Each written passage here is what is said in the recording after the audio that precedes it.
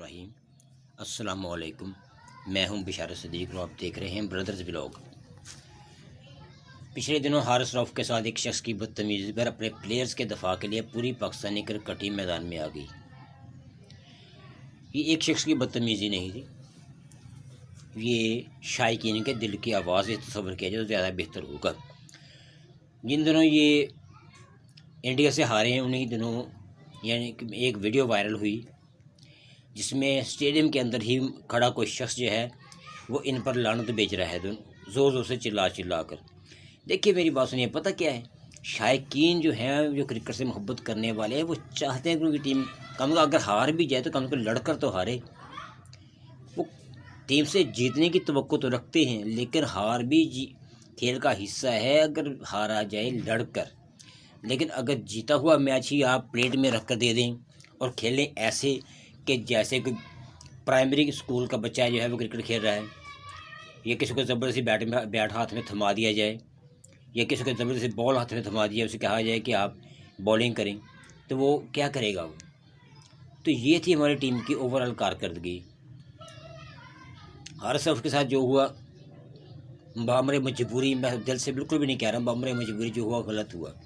मेरा सवाल है कि अपने क्रिकेटर से कि गुज़श्ता 2 सालों से इस मुल्क की माँओं बहनों पर जुल्म और सितम के पहाड़ तोड़े गए हैं। घरों की चादर और चार दीवारियाँ पामाल हुई हैं। न बूढ़ों को छोड़ा गया, न बच्चों को छोड़ा गया, न औरत ख़वातीन को छोड़ा गया। हालांकि हुक्म नबवी है कि जंग के दौरान में बूढ़ों पर, औरतों पर, बच्चों पर हाथ ना उठाया जाए, तलवार ना उठाई जाए, लेकिन यह ज़माना है, उनमें सिर्फ सियासी मुखालफत की बिना पर क्या कुछ नहीं हुआ। हमारी ख़वातीन बेगुनाह जेलों में असीर हैं। इस पर आप लोग क्यों गूंगे, अंधे और बहरे बन गए। सोने पे सुहागा जिसने ये सब करवाने में डाकिए का किरदार अदा किया वो आपका चेयरमैन बन गया और आप लोग खामोश रहे। हारिस रऊफ के साथ पेश आने वाला वाक़या अफसोसनाक है, लेकिन हमारे खिलाड़ियों को भी एक बात समझनी चाहिए कि जब वो अवाम पर जुल्म करने वालों की वर्दियाँ पहनकर जुल्म, जबर और फस्तायत की तायद करेंगे तो लोगों में इनकी नफ़रत पैदा होगी।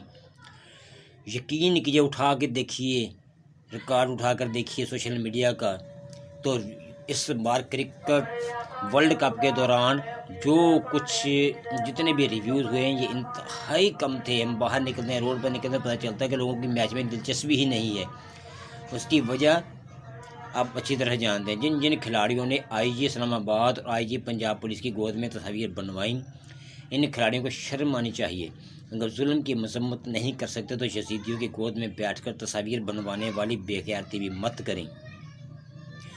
हारिस रऊफ के हक़ में पाकिस्तानी प्लेयर्स पोस्ट पर पोस्ट कर रहे हैं, मेरे लिए ये कोई हैरानी वाली बात नहीं, लेकिन सब के सब इंग्लिश में कर रहे हैं, ये हैरानी वाली बात है। जहां हम हारिस रऊफ के साथ पेश आने वाला वाक़े की मुकम्मल ये जुज़वी मजम्मत करते हैं, वहीं ये बात भी अहम है कि खिलाड़ियों की जानिब से हारिस को सपोर्ट करने के लिए जो पोस्टें लगाई गई हैं वर्ल्ड कप में इनके ख़राब कारकर्दगी की वजह से शायकीन से माज़रत के तौर पर भी होनी चाहिए थी।